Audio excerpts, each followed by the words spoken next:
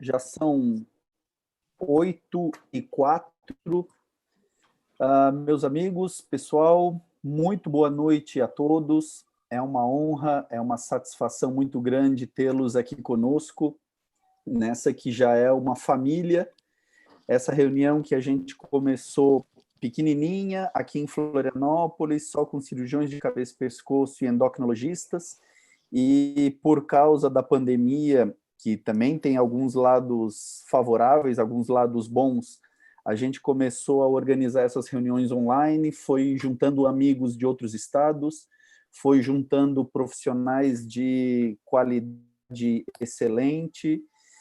A gente conseguiu, durante todo esse ano, chamar amigos e criar amigos que puderam falar da sua experiência, dessa parte de tireoide, principalmente de câncer de tireoide. Foi uma honra ter todos os participantes durante esse ano que passou, e a gente gostaria de terminar o ano, essa é a nossa última reunião do ano, com chave de ouro, com o Dr. John Russell, que é da Universidade de Johns Hopkins, e para moderar essa discussão, para nos ajudar na condução da aula do Dr. John, a gente convidou a nossa amiga Fernanda Weisman, endocrinologista do Rio de Janeiro, que eu imediatamente passo a palavra a ela, para ela fazer a abertura, fazer a moderação, apresentar o Dr. John, e desde já eu agradeço a participação tanto da doutora Fernanda quanto do Dr. John. Dr. John, thank you very much. It's a pleasure to have you here. Então, Fernanda, por favor, a palavra é sua. Muito obrigado pela sua participação. Bom, boa noite, pessoal. A gente tem a honra, né, de ter o Dr. John Russell hoje com a gente. O tema da palestra dele vai ser Treatment of Thyroid Diseases, Where are we? Where are we going? So Dr. John is an assistant professor of head and neck endocrine surgeon and the director of endoscopic and robotic thyroid and parathyroid surgery at Johns Hopkins. We'd like to thank you very much for accepting our invitation. We're going to leave the questions at the end, okay? Então, a gente vai deixar as perguntas para o final, tem bastante tempo para perguntas, mas se vocês quiserem ir mandando no chat, ou em inglês ou em português, depois eu traduzo para ele. I just want to warn you, be careful, he can read Portuguese better than you think, so... It's true. Look Don't out. write anything you want, because he can't understand, I've noticed this. So, Dr. Russell, the stage is yours, if you can share your screen. Perfect, very good. It's not letting me share my screen. It says the host has disabled screen sharing. Até agora. Então, você vai ter que escolher. That's enough. Okay, let's try again. Perfeito.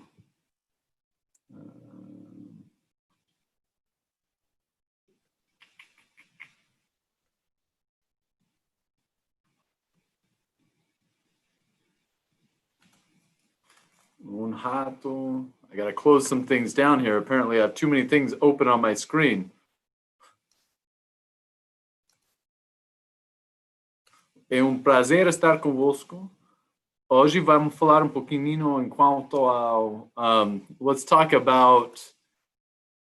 Where did my slides go? Show all windows. There they are. There it is. I will learn how to do Zoom meetings before the end of COVID, I promise. Today, I am very honored to be speaking with you. You know, it's fun.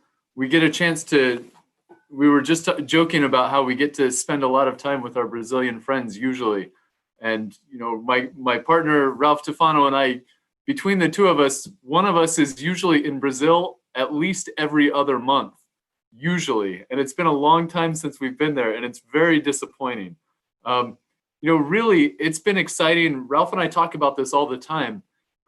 In the Americas, really, it's Brazil and the United States kind of neck and neck, really pushing forward the care of thyroid disease. And you know, we always have talked for a long time about how South Korea is really out in front of the game all the time with what they're doing with all of their, you know, the robotics and the radio frequency and everything. South Korea is really the place. And it's been exciting in just the last 5 or 6 years to see how Brazil and the US are really taking a lot of those things and really pushing forward into a lot of them.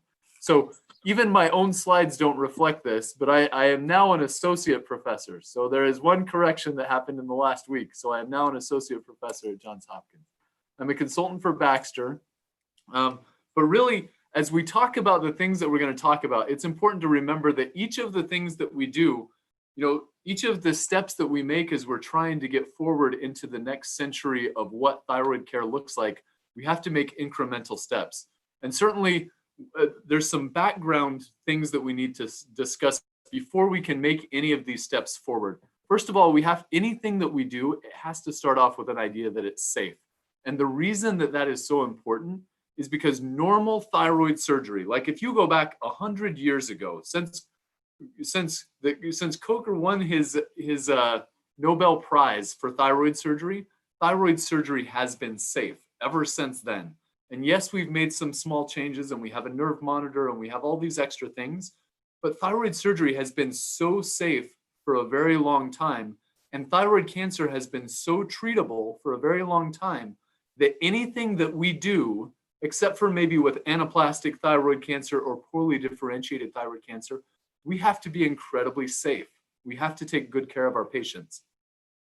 By the same token, thyroid surgery is so good at getting rid of cancer, and with radioactive iodine afterwards to clean up anything, even disease in the lungs, our patients are living for decades and then dying of something else 30 or 40 years later. And so we have to make sure that anything that we do, it's safe. We can't be leaving cancer behind because the bar is set so high for survival.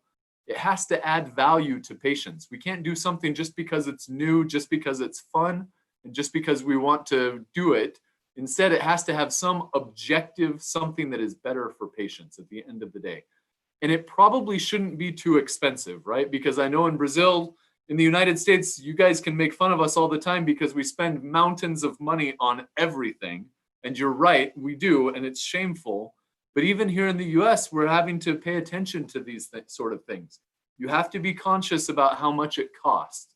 Because even if your patient isn't paying for it, even if it's the system that's paying for it, we have to be conscious of that. And if it's too hard to learn, then nobody's ever going to learn it. So those are kind of the ground rules. So I think one of the things to remember is that because normal surgery is so good, and even taking that one step further, for a lot of the small thyroid cancers that we treat, even if you don't do anything, right? Even if you look at those Japanese studies and you say, I'm just going to observe my patient, they have a 1 centimeter cancer and it's not close to the nerve, let's just watch them.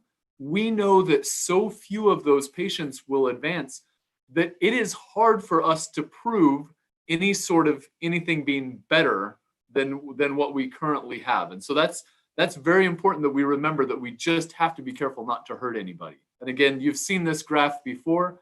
We are finding lots more thyroid cancer. Nobody extra is dying from thyroid cancer. And so we need to be careful that we're not over-treating our patients. We talked about this already. This is just one of the many studies that are starting to come out. This is probably the one that has shown the least amount of growth over the years, right? This is more than 20 years of follow-up with more than 1,000 patients in Japan. And what they found was that slightly more than 10% of patients eventually needed surgery. But even more important than that to me was the fact that the patients who had upfront surgery actually had a higher rate of recurrent laryngeal nerve injury and a higher rate of hypocalcemia. And so from a safety point of view, from an outcomes point of view, our patients, these patients at least, were better off not having surgery at the beginning. And so as a surgeon, that brings it back to me. And if I have any patient that has a recurrent laryngeal nerve injury, I have to think to myself, wow, was it worth doing that surgery? Did I do the right thing, or did I hurt my patient for no reason? So those are the conversations we have to have. So there's things that we can do, right? In the United States, again, where spending money is the way that we fix every single problem, you can use molecular markers. And so, the Afirma test, the ThyroSeq test, the Thyromer test, and then there's lots of different companies that, and even hospitals that had developed their own proprietary systems where you can check for BRAF and for TERT and for some of these other mutations that are associated with thyroid cancer. However, there is a cost with each one of those. And I think the problem that we have with them is that most of the patients that come to our clinics with an indeterminate thyroid nodule, they already know if they want surgery or not. You know, maybe they have symptoms, maybe they are worried about it because it's close to the nerve. These different things already guide our decision. And so before we spend extra money, before we do really fun tests, we need to make sure that it's actually going to change our decision making. What I am excited about as we look to the future, and I think what's going to change our practices potentially more than anything else we're going to talk today, is when we take these molecular markers and we stop having them be diagnostic and instead we have them be prognostic. So if we can use these tests to say, hey, look, this is a cancer, but it does not have any aggressive mutations, and so it is okay not to do surgery on these patients. If we can do that, then all of a sudden we're going to cut down the number of surgeries that we do greatly, hopefully while giving our patients better outcomes. Brian Haugen just yesterday spoke to our department and we kind of talked about this question a little bit. How far away are we from being able to find that for sure? And certainly we have years to go and lots of good research before we can feel comfortable and convince our patients and ourselves that we're comfortable just watching these cancers as they start to get bigger. I'm personally excited also about artificial intelligence for ultrasounds. I think as our careers go on, we all get better and better about telling which thyroid nodules are scary, but there's a lot of our friends and colleagues in the community that work up these thyroid nodules initially. And if we can give them good information, if we can give them artificial intelligence to guide them early on, maybe that will prevent a number of biopsies that then result in extra surgery. And maybe it will help us to recognize who we should be worried about first. Moving on, just this is now it's old news, and I think everybody understands this, but it's still important to say, if we're worried about our patients getting good outcomes, we should remember that the less surgery we do, most of the time our patients are better off. And so it's a preferred option. If our patients have a small cancer, we should be treating them with just a lobectomy. Somewhere between 2 and 4 centimeters, that starts to change. And once you get over 4 centimeters, probably you should be doing a total thyroidectomy, because probably those patients are going to have some sort of negative factors that mean that they need to have some radioactive iodine afterwards.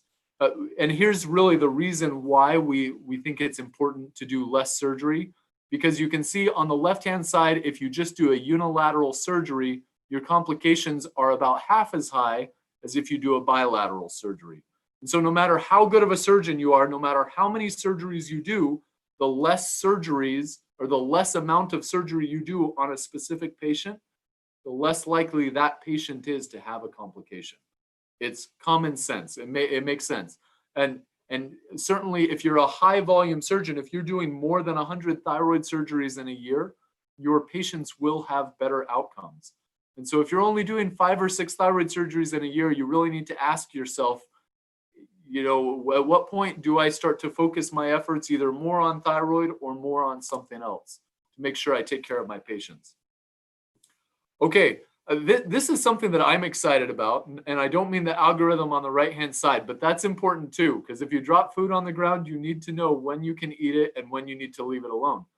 But I'm excited because these machine learning things, as we get some big data in there, this is just a project that we did in our department looking at benign paroxysmal Cinco de sistólica e não consigo and of pegar course diastólica. it's something totally different. Tá? E a frequência está em 140, 130, 140. Tá bem taquicárdica. Totally different. BPPV is something totally different than thyroid pathology. However, we were able to take a series of 2 or 3 questions and ask them to the patients, and we were able to define definitively who we had to worry about and who needed a CAT scan and who was able to just go straight immediately to physical therapy. And so things like this machine learning, as we get more and more data, it's going to help us not just to know what food we can eat off of the ground, but also it's going to help us know which patients we can watch for thyroid pathology. Another thing that is coming that I'm really excited about is the parathyroid autofluorescence. And this is something that we have just started working with here at Johns Hopkins. It's, again, the South Koreans have been doing it for a while. Some of our friends here in the US have been doing it elsewhere. But we are really excited for some of the autofluorescent properties of parathyroid. We all know, any surgeon knows, that parathyroid glands can be hard to identify and they can be hard to protect. And even when you think that you've protected them, you haven't always done it. But if we can take this and we can identify parathyroids, and then we can find out which ones are viable, which ones still have good blood supply versus which ones we need to auto-transplant, if we can do that, then we've really leveled up our safety for our patients. Because a high volume thyroid surgeon, yes, cutting a nerve is something that we tell our patients about, and it is something that all of us stress out about and we are very focused on.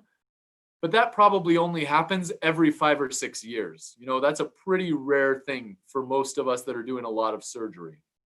However, low calcium levels, most of us run into that. And fortunately, it's temporary almost always, right? We get lucky. God is good to us, and usually he gives us an extra parathyroid in the thymus, or who knows what happens.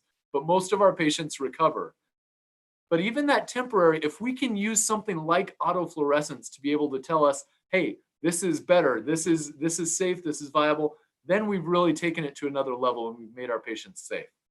Now, one of the things that is a small thing compared to anything else that we've talked about, but has received a lot of research, is the idea of how can we minimize the morbidity of having a scar in the middle of the neck. And we know that people have been working on this for 30 years now. And the reason is because thyroid surgery is so safe, what else can we do?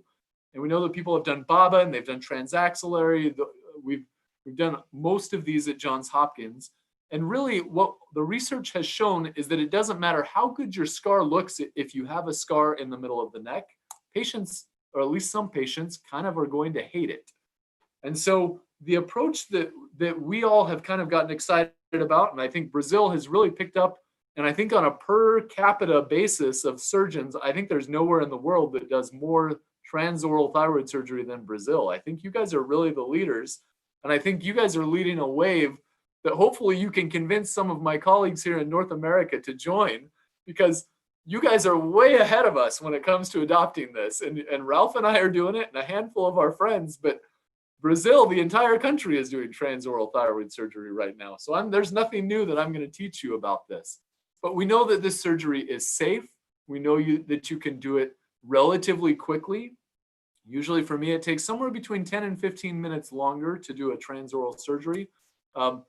We know that, and these are our outcomes from when we had 200 TOEVA patients. At this point, we're up to about 350 scarless thyroid surgeries and parathyroids, and we're doing cystrunk procedures. And pretty much we're taking it to a point in the neck where any remote access or any patient that needs a neck surgery that is for anything to do with the thyroid, we are doing it through the oral cavity at this point, with the exception of very aggressive disease. And our goal and our long term is, if we can prove that we can do this safely and well, then it's time to take this and start applying it to other diseases of the head and neck. And maybe, and we'll talk about that, but there's lots of ideas and future directions that we can take this. These are just our outcomes, kind of looking at the number of cancers that we've done. I'm going to tell you that as far as cancers go, we are working on publishing our results with cancers. We've treated about 80 cancers so far. And of those 80 cancers, we do not know that we have had any recurrences so far. And we have about 2 patients that we're doing ultrasounds on out of those 80 that we're worried about, will they need a biopsy in the future? But none of them have had anything. And I think it's like for a 5 millimeter nodule or something like that. So this is kind of looking over some of those cancers again, right there. And we've had 7 that have gone on for radioactive iodine. This is moving a little bit forward, or a little bit further backwards in time, but just to point out this is what we published originally in JACS in the United States, was that we've had so far no permanent recurrent laryngeal nerve palsies and no permanent hypoparathyroidism with the remote access approach. You guys know that. And this is, again, kind of looking at some of those things a little. Actually, this one's a little bit more updated. We've added a few more since then. But Ralph just won when he did surgery yesterday. He did a BMI of 51.3. So Ralph now has the new record at Johns Hopkins for obese patients getting transoral surgery. So next time you see him, congratulate him. But he was very proud of that and said he never wants to go any higher than that. But you can do it on very obese patients, as we have proven. With regards to cancer follow-up, like I mentioned, it's not inferior based on what we've seen so far. And this just kind of compares all of our open cases over the last few years that had follow-up with our transoral cases that had follow-up. We have not seen any notable differences in any of those patients. Okay, so if it's safe, if you can do it from an oncologically safe point of view, then I told you already that you have to prove that you can add value. We talked about this one already. This is kind of the first study looking at whether or not patients care about a scar. It came out of South Korea a few years ago and said that if a patient has a scar and they care about having a scar, then it bothers them just as much as if they have psoriasis or vitiligo or severe atopic dermatitis.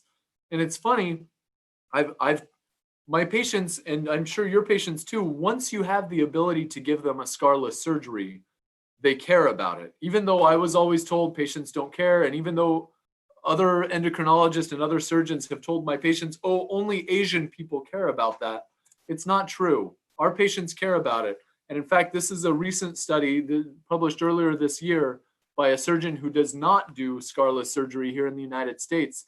And the number one adverse event after thyroid surgery is that patients are bothered by their scar. Almost 80% of patients think that their scar doesn't look good. So at Johns Hopkins, I think some of you have seen this data already. We found out that most patients would pay more than $10,000, or most potential patients would pay more than $10,000 so as not to have that scar.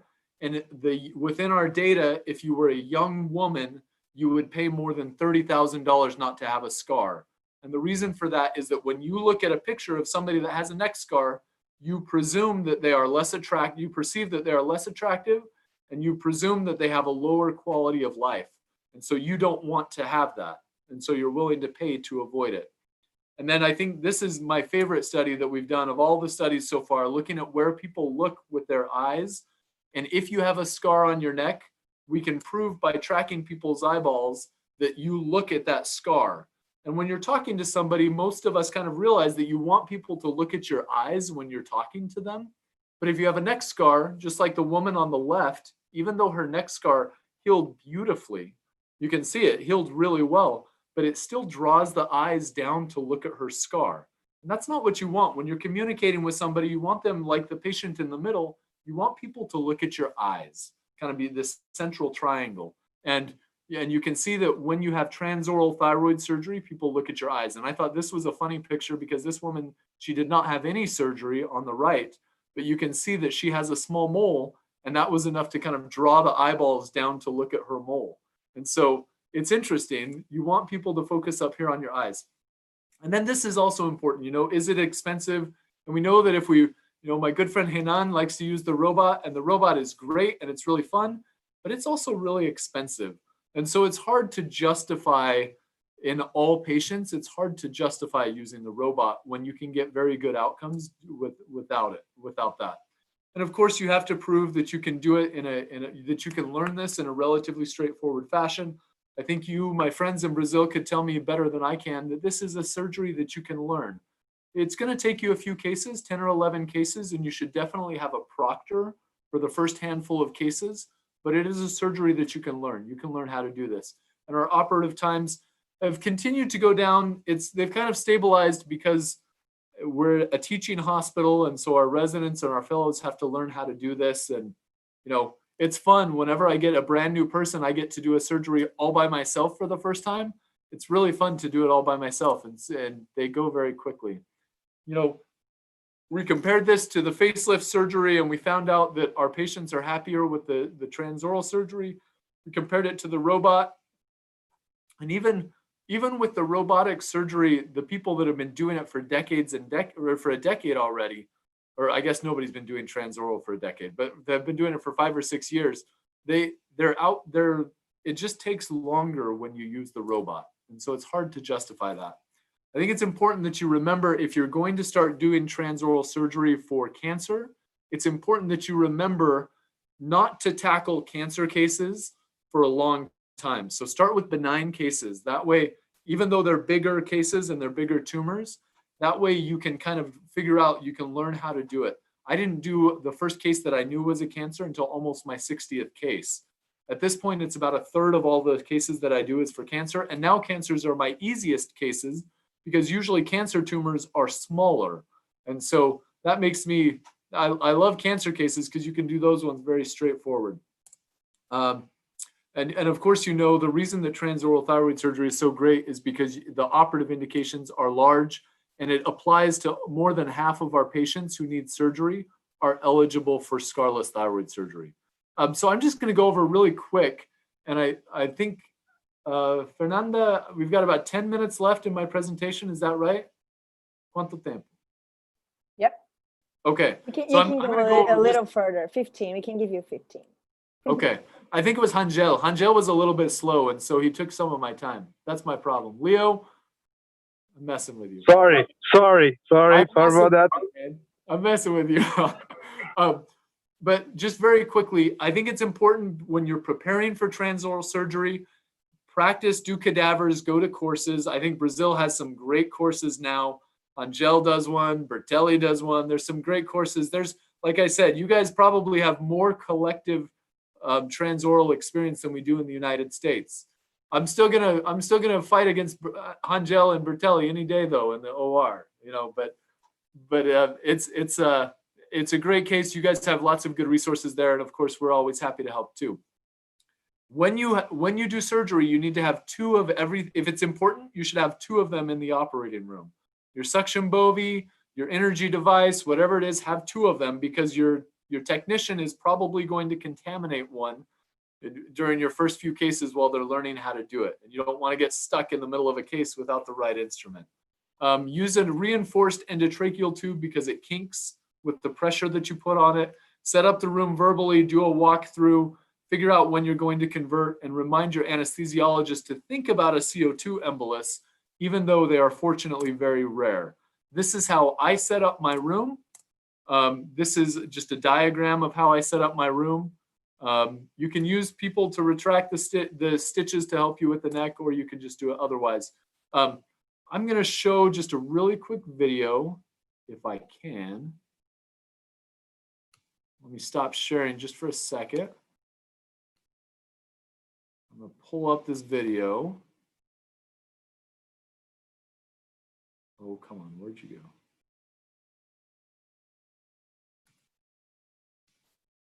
And so I think it's, actually, while I'm looking for this, that's not the right one. All right.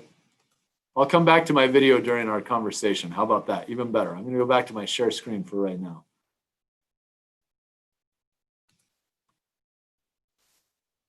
Sorry for the detour. I thought it was pulled up on my desk. That's what happens when you come straight out of the operating room.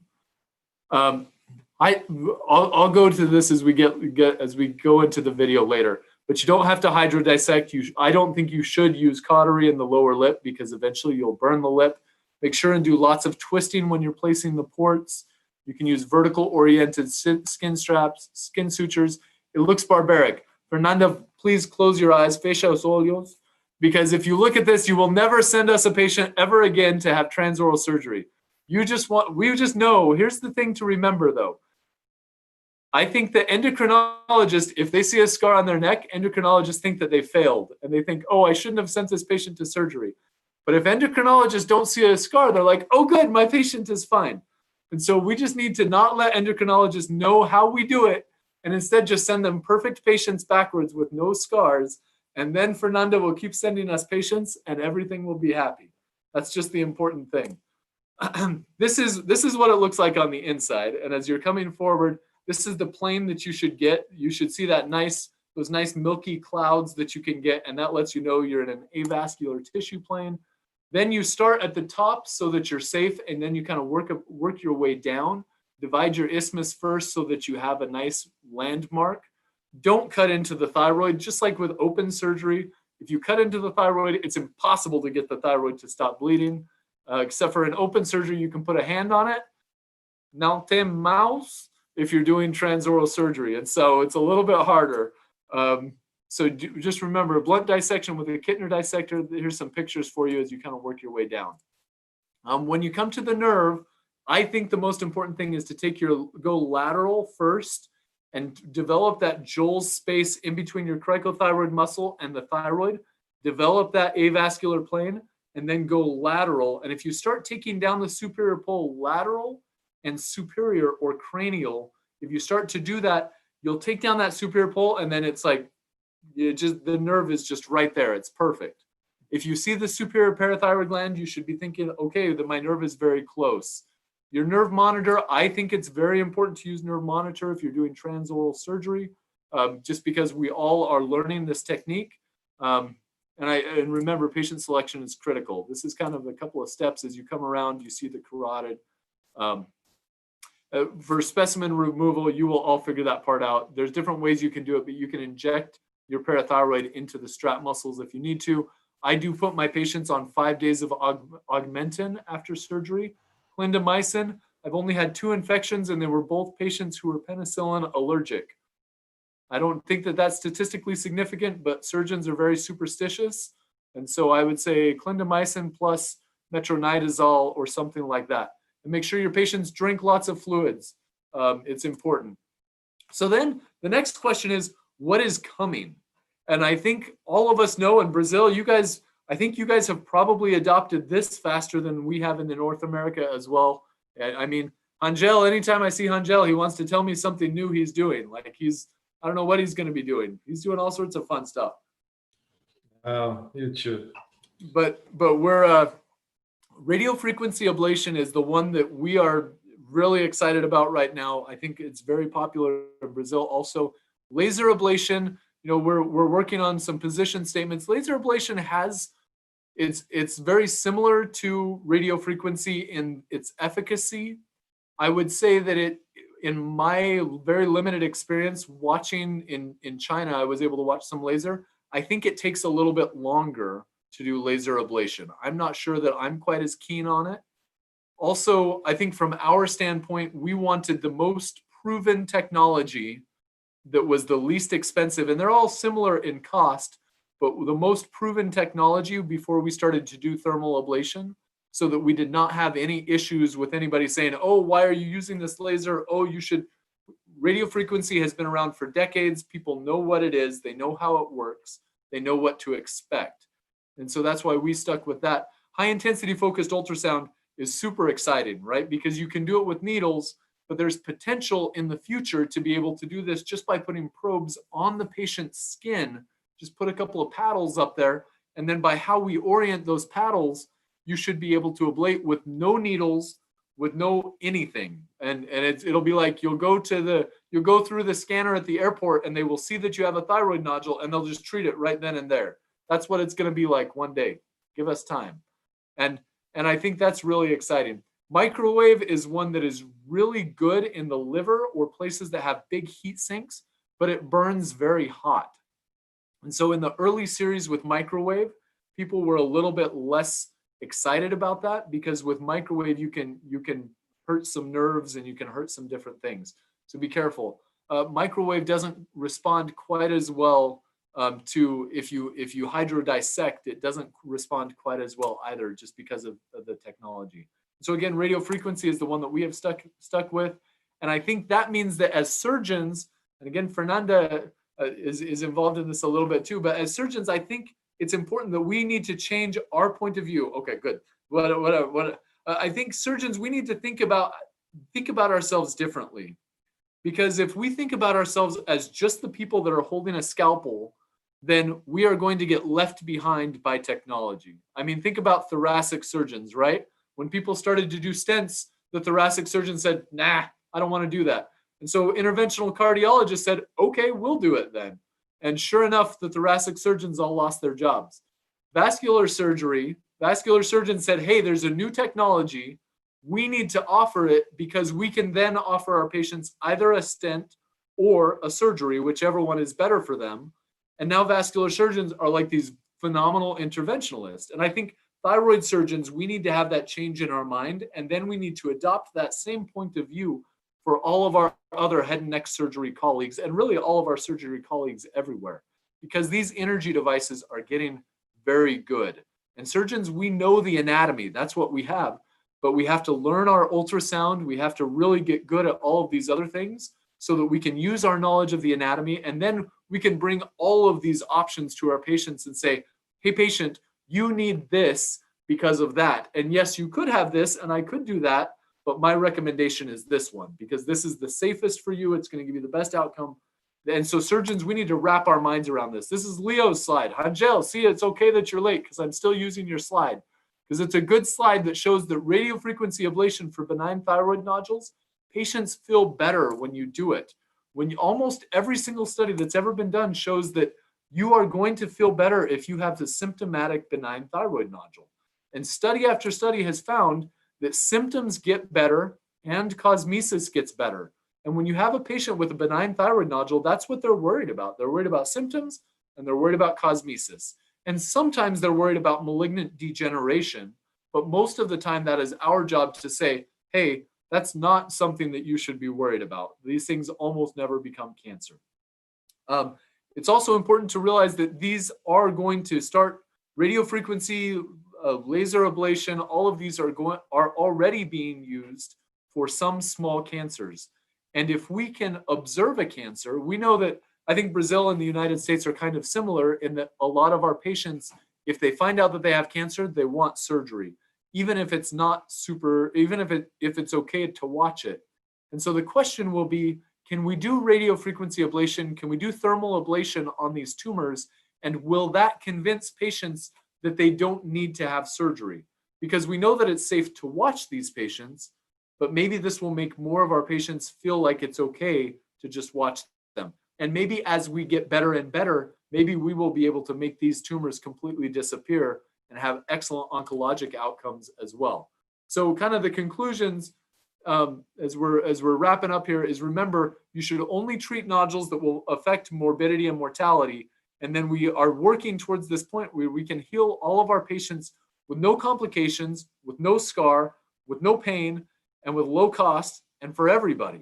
And that requires changing our mindset so that we're really kind of leading and we're really kind of going forward and we're ready for whatever this new century brings. And as we talked about before, hopefully what it's going to bring is lots of chances to meet together in person, where we get to give each other hugs and eat steak at the end, because that's the best part of Brazil, is giving hugs and eating steak. And all of those things you cannot do through a Zoom meeting. And so it's not the same thing. And so hopefully we will be able to do this next year in person. But thank you very much for the time and attention and for the invitation. That was great. So we have a few questions here. I'm as one of, let me see here. No, there are a lot of endocrinologists, but I'm gonna ask my questions first. So one thing that I'm always curious about, and I struggle in my clinical practice, is what to propose for a patient with benign nodule, radiofrequency ablation or transoral. As an endocrinology, I love the idea of keeping your thyroid. So I would go for radiofrequency ablation, but from what I learned from my colleagues, I see like that the indications are similar. So what do you do in your practice? Oh, that's really the question that I think we have to figure out. And so the one problem with learning how to do different techniques is that it makes your clinic go much slower. Because every patient you have to talk about, Angel agrees with me. You have to talk about, well, should you have radiofrequency? Should you have surgery? Should we observe? I don't know. I just want to I have to go see my next patient. No, the patients leave more confused than they come. Exactly. You're exactly right. And so I would say the key thing is you have to think about what your patient has. So I have a patient who a year and a half ago I treated with RFA. She was one of the first ones I did RFA on, and she got a 70% reduction in size of her nodule. It was small. It was only a 3-centimeter nodule, but it was in the isthmus, and so she felt it. So it reduced, went small. She was totally asymptomatic, but since then she's had 5 new thyroid nodules pop up, and 2 of them are indeterminate. And so, that's kind of the thing. And she was 25 years old. And so to me, I think it kind of depends a little bit on age.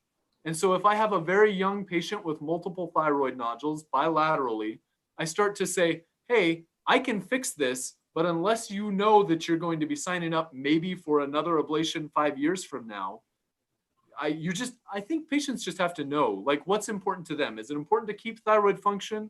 Is it important to be definitive? And so usually I start to say all these things and I say, hold on, before I tell you too much, tell me, what's the most important thing to you? Is it making sure there's no cancer? Is it only doing this one time? Or is it keeping your thyroid? And whatever you tell me, okay, now let's focus on that. And then I'll tell you why that's a good option and why it's a bad option. Because they're all good choices, right? Every choice is a good choice. More options is always better, except for it makes you slower. Mm-hmm. One of the questions that we have here is that, do you believe, so you already said that radiofrequency is already being performed for micropapillary thyroid cancer, but do you think it should change the indications for FNA? Should it change the indication for FNAs? Meaning, should we be doing more FNAs or maybe should we, are we going to be repeating more FNAs before doing? So I think that's going to be fascinating to watch what happens, right? Because we know that we're going to do a lot of benign nodules, and then 15 years from now, these patients are going to have irregular nodules, and we're going to do biopsies on them, and they're going to show atypical cells. And what does that mean? And Angel, I haven't seen a good paper that answers that question yet. Have you seen one? No, we don't have those answers. I told you about one case of mine that I actually did a core needle biopsy after radiofrequency, just to prove to my endocrinologist that it wasn't any atypia. It was actually fibrosis, and there wasn't any thyroid cells left. So it's going to be hard, especially if the patient do not follow up or realize which nodule they eventually did the radiofrequency back then. It's going to be really hard. And so that's part of the first conversation, right? Like, who is the right patient for radiofrequency? It's a patient who is super motivated to keep their thyroid and is super not worried about cancer. Because if it's an anxious patient who's worried about cancer, I tell them you probably shouldn't have radiofrequency. Even though I love it, I think it's fun. If you're worried about cancer ever, don't do RFA, because it's going to be harder to tell if you have cancer later. And so do surgery instead and be definitive, or just wait. It's okay to just wait. If your symptoms aren't that bad, just wait. I'll see you in 5 years and then I'll do your surgery. Something that it's important to bring in the discussion is the desire to get pregnant soon. So it's always easier to get pregnant with your thyroid functioning well. So this is something that I always talked about. And this is an endocrinologist's point of view before it gets to the surgeon, but it's important. It's sometimes hard if you have a patient that cannot tolerate for any reason, that doesn't take levothyroxine correctly, and she wants to get pregnant soon before you have the time to compensate. So I think this is something important to think about as well. Super important point. So another question that we have here, if we treat cancers with less than 1 centimeters, shouldn't we do an FNA before? So should we repeat the FNA? Is that it? Você está perguntando se a gente deve repetir a punção antes de fazer radiofrequência nesses tumores pequenos? É isso? Acho que eu não entendi a pergunta nem em português. I think one important thing is actually if you're going to tackle smaller micropapillary carcinomas, are we going to actively seek those 5 4 millimeter nodules that we know there is cancer. And actually, this is going to be a question that you talked in your lecture about avoiding having fine needle cytologies on those smaller nodules, because actually we have a commitment to our patients that if we think that those nodules are malignant, are a cancer, even though they are smaller, we have to talk to them that I think it is a cancer, but our current guideline do not suggest that we do a fine needle cytology on those. Do you agree with that management, or are you worried that it's my suspicion is correct? Oh no, I'm worried about this suspicion, so I want to have a fine needle aspiration. How do you take this? How do you think about this? Yeah, I think that's a great point. And I think when you have a technology that is easy and safe, it is easy for us to start as surgeons, because, right, I mean, let's be honest, as surgeons, we get paid when we do something, right? And I think it's very important for us to have integrity. And just because it's safe and just because it's easy does not mean that we should do it. And we have to make sure that it's the right thing for our patients. And so if it's 5 millimeters, don't touch it. The guidelines haven't changed. You shouldn't do a biopsy on a 5 millimeter nodule. And you probably shouldn't treat a benign thyroid nodule that is asymptomatic unless it's growing. And if you can see it's growing, well, then that's a different conversation. But even then, it's easy for us as interventionalists to have creep and just kind of keep creeping and doing more and more and more. And I think we have to be careful not to do that, or else we're not going to, we're doing, first, do no harm. That's the important thing. Sure. Just to change a little bit and talk about to add a little bit to transoral, for what should we as endocrinologists expect from the post-operative evaluation? So we know that from the learning curve, sometimes we have higher thyroglobulin, for example, for a low-risk thyroid cancer, and we use this to indicate or not radioactive iodine. So can you talk a little bit about this? Yeah. So I would say the number one thing that I want my endocrinologist to understand is the difference between mental nerve weakness and normal postoperative paresthesias. Because if you make a cut in somebody's neck down here, and then 6 months later they touch their chin or their neck, it's going to feel different, just because it takes a little while for that to heal. And just because you can't see the scar, when they touch their chin, it is still going to feel different for a while. And so that's not the same as like a mental nerve weakness. And so my endocrinologists always say, hey, their chin is still numb. And I'm like, no.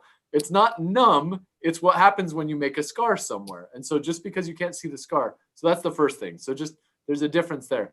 The second thing is, I think that's important to have conversations with the surgeons. Because again, if you're early in your learning curve, if you are trying to deal with cancers, it's probably going to happen that you are going to leave behind more thyroid cells.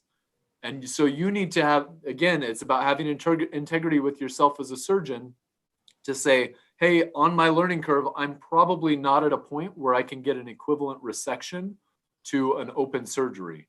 Because it's a shame for us to take a patient who has a really good prognosis with a small cancer and then make them have to get radioactive iodine. That's not appropriate.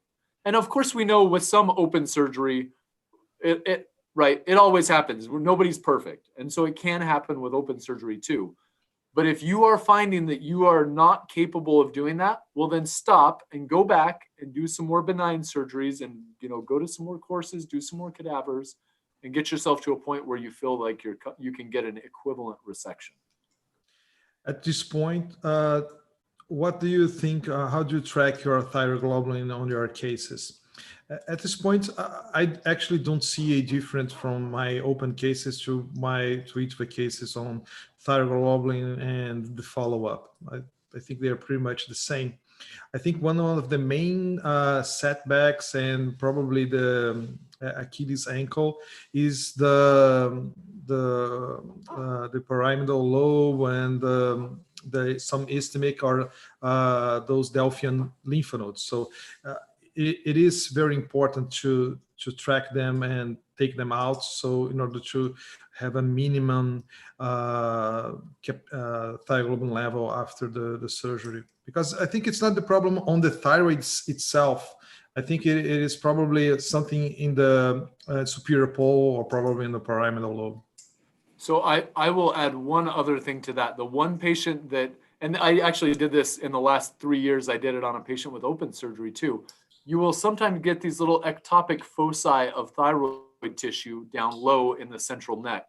And you, as a transoral surgery gives you such good visualization that you can tell when you're coming around the thyroid.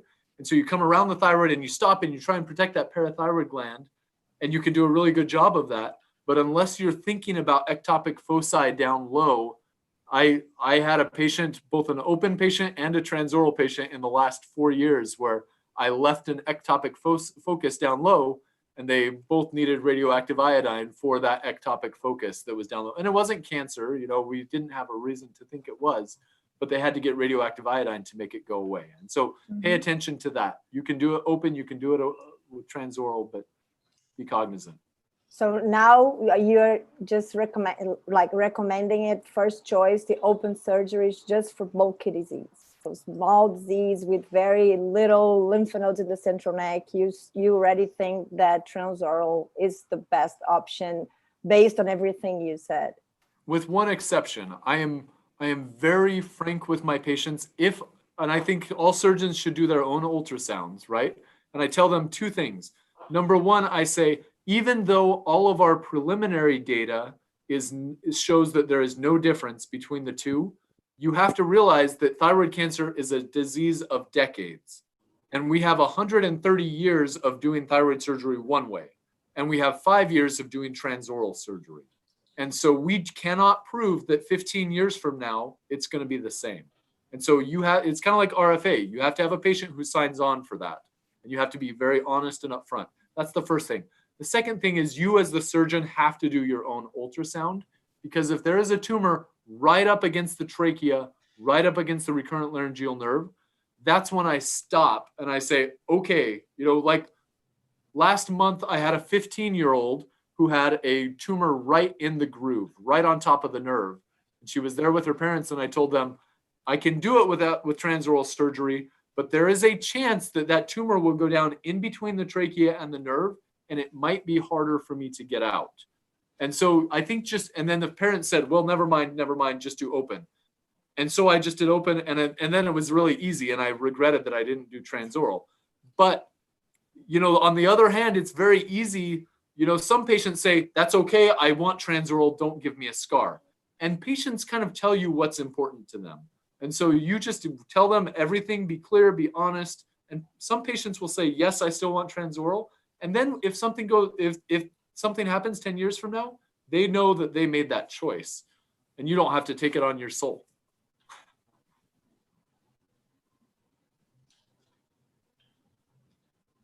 So do you want to leave like final key messages for us? And yes. And surgeons. Yes. Take home messages. Take home message is keep home, because we're already home. So keep home. We need to meet in person so that we can have Brazilian steak. That is all the message that I have for you. It's always fun to see everybody, even if there is no steak, there's no churrascaria, there's nothing that no makes farofas. Nothing, no pão de queijo, nada. Nenhuma coisa.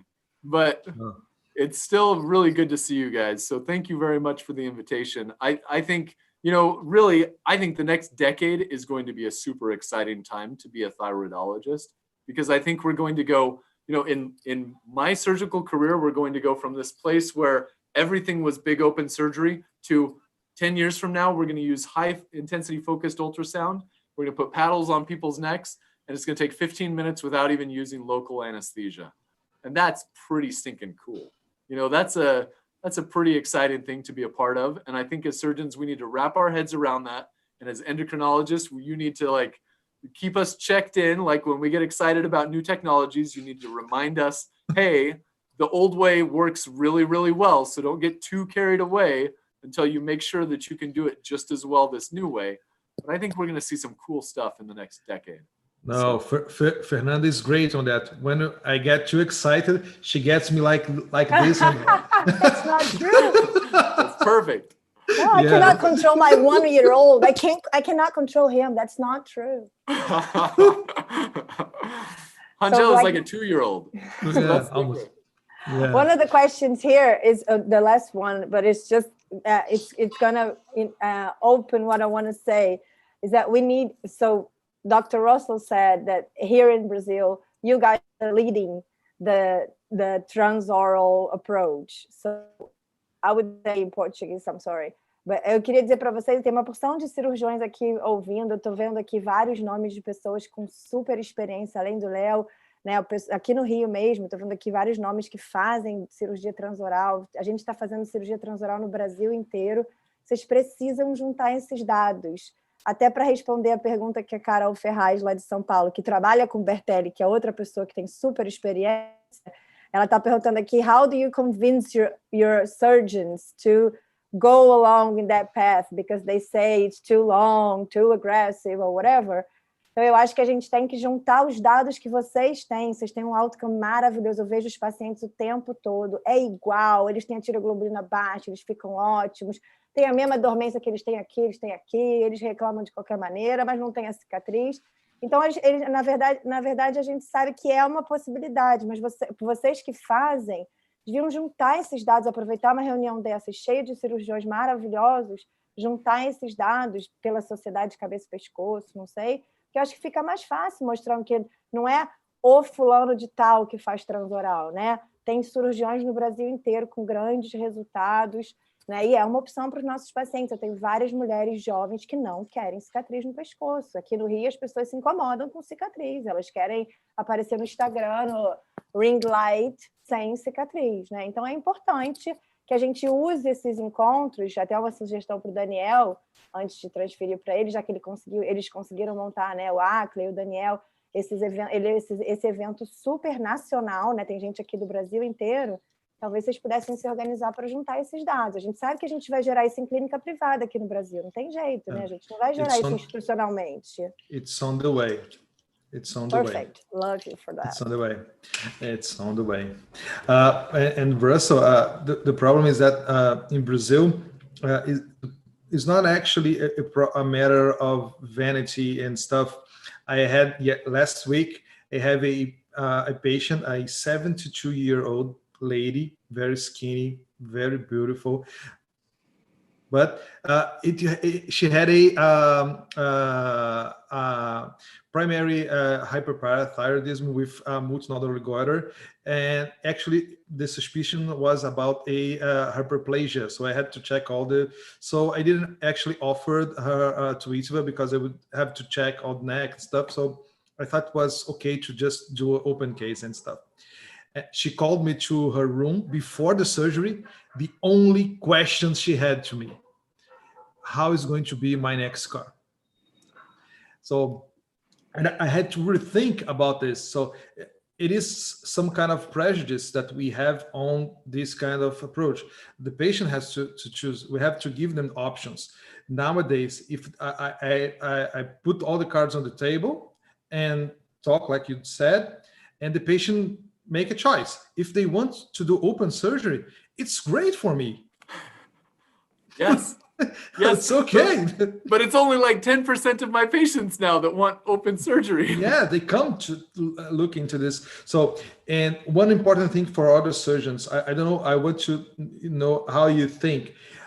In your honest opinion, what do you, how do you feel about your Tuitva? Do you feel as comfortable doing a Tuitva case for a small T1, T2 papillary carcinoma as you're doing a open surgery? I myself, I'm at a point that I feel as comfortable as doing a open surgery. At the verge of saying that I feel more comfortable doing a Tuitva than open case. How do you feel? Agreed. I feel the same way. and especially for a patient who has a small, my favorite case of all is for a patient who has Graves' disease, and it's the small thyroid.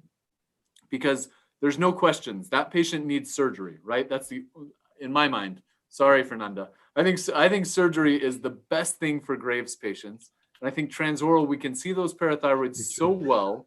And the patients do so well, and they're all young women who want to have kids as quickly as they can.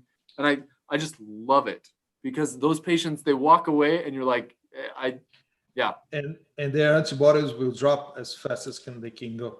And you fix them. It's amazing. But yeah, I would rather do a Graves' case transoral than I would open, by far. And one question that all surgeons they have, and that Fernanda said that about, is the operative time. So now I'm having those surgeries in the university, State University, and now I'm teaching the fellows and the young surgeons that I'm doing. And one of the guys that start doing in his first lobectomy, Russell, with me holding the camera, and he's doing the lobectomy. He did the lobectomy in 19 minutes. How many? 90. 90. That's amazing. Do you remember how long it took us for our first lobectomies? Man, you shouldn't say it on camera. It would be embarrassing. Man, so that's what's going to happen. It's not going to be us, me and you and Ralph, that is going to drop their time. It's going to be the next generation. They are going to be the ones that you're going to start doing faster cases, smaller, larger cases, more difficult cases. The young ones that we are teaching now, they are going to kill this and make us look embarrassing. And the fact is, the visualization that you can get with these cameras is incredible, right? Because some people wear loops in the operating room. Loops are nowhere near as good as these cameras, right? No. That you can see everything so well. And then you're going to start putting filters on them that make your parathyroid autofluorescent. And you're going to see, and then you'll put another filter on that's going to show you where your cancer is at. And all of a sudden, you bring in all of this great new technology, and you're going to layer it over the top of a group of interventionalists that know what 10 years from now, you and I are going to be dinosaurs, Angel. They're going to be like, oh man, old man, get out of the way. So in my old time, in the days. Exactly. For sure, Russell. Amazing lecture, man. I think you said things that I wanted to say in Portuguese, and I couldn't say. Thank you for your lectures. Thank you. No, I can't say them in Portuguese either, so we're good. Okay. Please don't show videos every time. We don't. Yeah, well, that's good. It's and better patients, they don't like videos. Patients hate videos. They don't like it. No. So there's an animation. Everybody should take, if you have Johns Hopkins made an animated version of the transoral surgery. You should point all of your patients towards the animated version. Because if they see one of Angun's videos, they will never do transoral surgery. Never show them Angun's videos. Just show them the animation. Daniel, você quer fechar tudo? Dar boa noite para todo mundo. Muito obrigada pelo convite de estar aqui, de bater esse papo super informal com meu amigo Léo querido. John, thank you very much. It was excellent. A lot of compliments for you here in the chat. I can just forward them to you afterwards. Well, thank you for the invitation. It's always great to see all my friends. Fernanda, a gente que tem que agradecer, realmente muito obrigada. A tua participação, a participação do Léo foi sensacional. 2 amigos e médicos brilhantes que a gente tem no nosso país e que durante esse ano, apesar da pandemia, a gente estreitou nossas relações. Então, Fernanda, Léo, Carol, realmente muito obrigado por essa ajuda que vocês deram para a gente. Eu gostaria de agradecer ao Dr. John. Thank you very much, Dr. John. It was amazing. Então, eu gostaria de agradecer a todos. Gostaria de avisar que essa aula vai estar no nosso site, no site da Nicap e no site do Thyroid Summit. Então, para quem não assistiu ou para quem quiser assistir de novo, Léo, se quiser pegar as frases faladas pelo John, então, e traduzir para o português, vai estar no nosso site, está gravado isso. E eu gostaria de agradecer a participação de todos, não só por esse encontro, mas por todos os encontros do ano. Falar que ano que vem a gente já está planejando novas coisas, novos temas, sempre dessa forma mais informal. E, se possível, se a pandemia permitir, o que a gente pretende fazer é uma reunião aqui, presencial, em Florianópolis, com a participação de todos os amigos, fazer como se fosse um congresso aqui só sobre câncer de tireoide, doenças de tireoide, trazendo esses amigos queridos que falaram para a gente de forma distante, mas dessa vez aqui em Florianópolis. Dr. John, you are already invited to come here to Florianópolis. It's an island in the south of Brazil. It's a very beautiful island. When do I get to go? I'm going. I'm gone. Tomorrow. We have churrasco, we have seafoods, so you are invited to. Então, eu gostaria de planejar isso. Nós estamos, na verdade, planejando. Eu gostaria de já deixar avisado. Claro, se a pandemia permitir. Então, eu gostaria novamente de agradecer. Também gostaria de agradecer o companheirismo dos meus amigos, dos meus colegas da Nicap, Jalmir, Gustavo, Ackley, Rafael. Realmente é uma honra trabalhar com vocês, um grupo tão seleto.